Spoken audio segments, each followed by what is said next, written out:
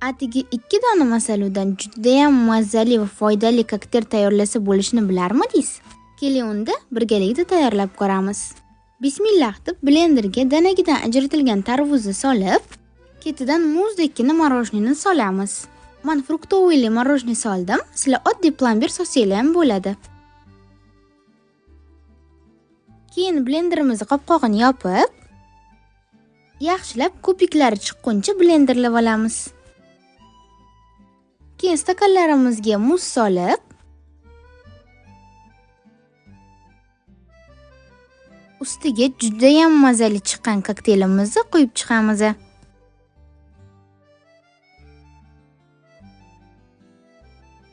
Ustiga ko'piklarni ham sovoramiz, yanada mazali bo'ladi. Shu bilan judayam mazali va foydali kokteylimiz tayyor. Aytgancha qiziljoylar, bunga hech qanaqa asal yoki boshqacha shirin qo'shimchalik kerak emas, chunki o'zi judayam mazali chiqadi. Retsept tayyor. Retsept yoqqan bo'lsa, like bosib obuna bo'lishni unutmang.